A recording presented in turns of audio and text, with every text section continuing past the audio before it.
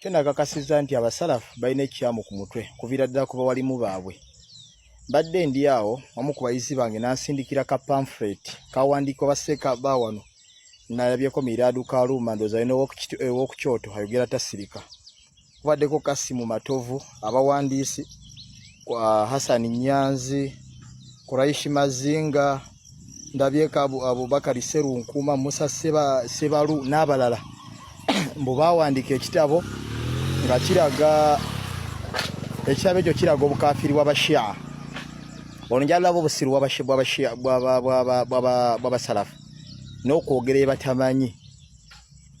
Bino abinyigiramu kubanga basseekawo balaka bagenda kwolesa obutategeera obwakkale eya waggulu n'obulimba. Nze mkyempala n'olimba otya ng'osomesa ddiini ya Katonda tugamba tusomesa mazima. Why can't you say the truth? Kubanga eno ddiini si ya jjajjawo siiyo. Wakitegedde ate toli owaayo. Kati mbadde nsoma mu kitabo ekyo omuvubuka ono yaddaŋŋanya nti Seeka watugamba nti Abashia abasiraamu kyokka batusindikidde pamphlet eziraga nti nno Abashia si basiraamu. Konze mpaamu ennaku bbiri ngenda kusoma katabo kano naye ndabika mpeddemu amaanyi agasoma akatabo nkamaleko ku nsonga bbiri zokka ze nsomye. Kuba mbadde nsuubira okusoma mu kitabo ekyo mbandaga abamanyi abagamba nti bakaafiiri naye si kye batulaze enzikiriza zaabwe enfu zibagenda otulaga enzikiriza esooka gye batulaze enfu batugambye nti Abashia balina enzikiriza egamba nti Allah subhanahu wa ta'ala agera ensonga oluvannyuma n'akizuula nti kyeyagera si kituufu si kyekyali kisinga obulungi n'akikyusa. Nti era Allah subhanahu wa ta'ala awubwa mu layini eyo nti kyeyagera agenda okizuula nti si kituufu. Obwo bubeera bukaafiiri bila khilaafu. Era omuntu yenna akkiriza enzikiriza ebeera ya kikaafiiri. Ne ŋŋamba Meshi katugende mu maaso tusome. N'abagamba nti eyo enzikiriza mu Bashia bagiyita al-badaa. Naye obusiru n'obutamanya wano mukkirize tukozesa ebigambiro nga weebiri kubanga omuntu awayiriza mu ddiini ya Katonda. I don't know who are you. You are a celebrated idiot of this 21st century. Mu ddiini ya Katonda olimbiramu otya?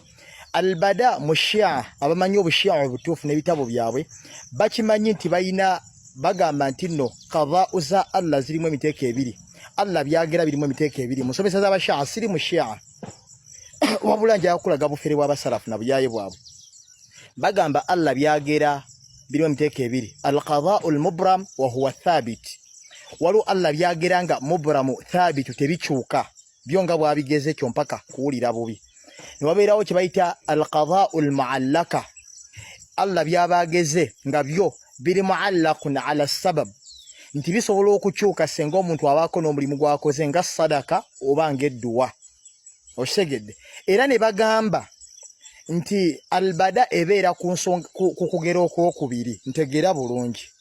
Ne bagamba nti nno ate okukyuka kweki Allah kye yali ageze yadhhar oba yakunu fima yadhharu linnaasi kubeera mu kyo abantu kye baba balabye.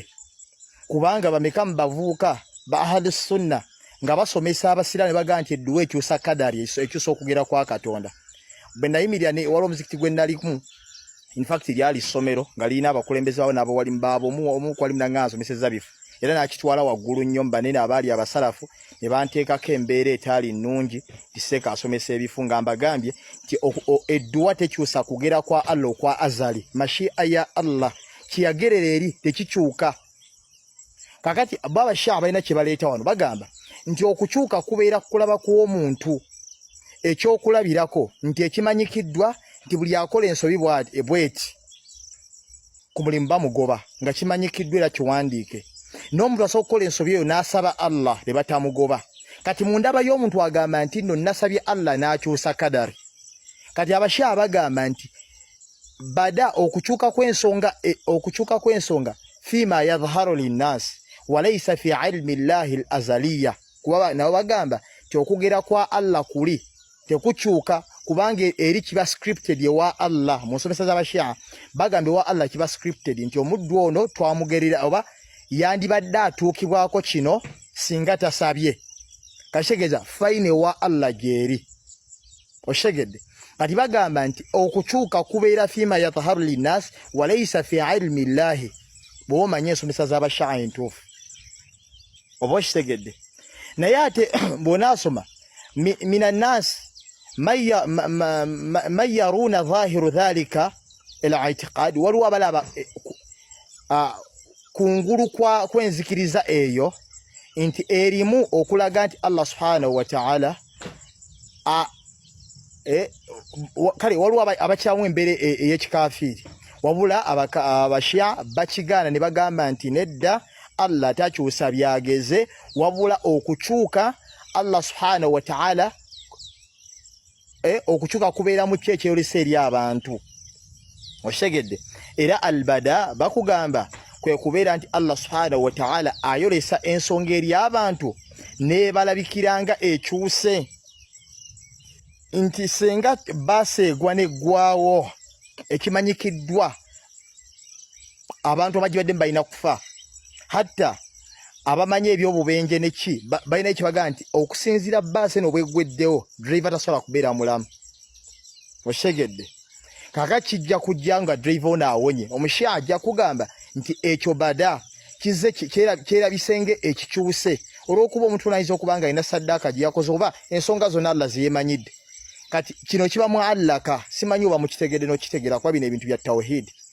omuntu batabitegeera bulungi afundikira kwise n'omubuze naam kakati okulowooza empolo okw'abasalafu n'okuwaayiriza abasiraamu batali bo nga baagala obbakaafuwaza it's going to a next level era ensonga ey'okubiri mu kitabo ekyo kyembadde ensoma eky'abaana abayaaye Miradu Kaluma ne banne Quraish Mazinga abafere abayaaye mu ddiini ya Katonda ate ng'ekimanyikiddwa ku yawmul qiyama abalimbira mu ddiini ya Katonda bajja kujja nga wujuhuhum muswadda nga feesi zaabwe enzirugavu bajja kubeera kabonero kaabwe bawaayiriza abasiraamu ne bawaayiriza nabbi ne bawaayiriza ne Qur'an nga baagala okukaafuwaza naam bagambye ensonga ey'okubiri nti bashia abakkiriza bayimaamu ababiri ne bagamba nti bayimaamu bano mbu mu katabo kali bagenzikiza ez'ekikafiri nga balimba ez'abashia tibagamba bayimaamu bano basinga Allah era babawa ebitendo bya Allah nga okumanya okujjuva obutakola nsobi ate ne bagamba nti Allah okumanya kwe kukendeevu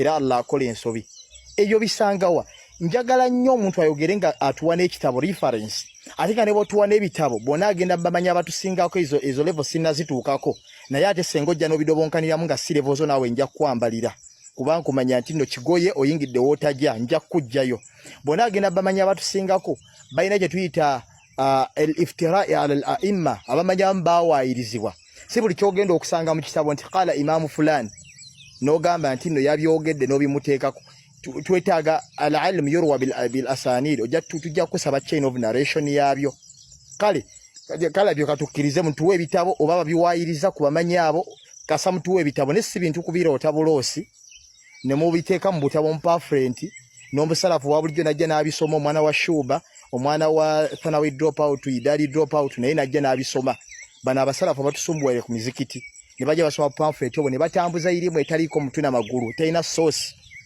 sheged so basalafu mmwe n'obuyaaye mmwe tusaba Allah subhanahu wa ta'ala abatutaase nekyenjo bategeeza abasalafu balimba bawaayiriza abasiraamu abasufi basinze entaana mwakijjawa ng'omugala leeta ekitabo kimwe ky'abasufi ekisomesa ekyo tuweeyo omu ku bawalimu abaliwo kaakati nga bamutabarin bali mutabar banywevu abasufi nga bali basomesezako abantu sinze entaana nga takirina naye yakugamba nti wahyu min al-khidhiri nti buno bubaka tubufunanga bwa khidhiri basinze entaana out of nowhere ebyenyi bijja kujja nga biddugavu yawmul qiyama insha Allah satubdi lakum al-ayami ma kuntum jahila wa yatikum bil akhbari ma lam tuzawidi. Assalamu alaykum wa rahmatullahi wa barakatuh.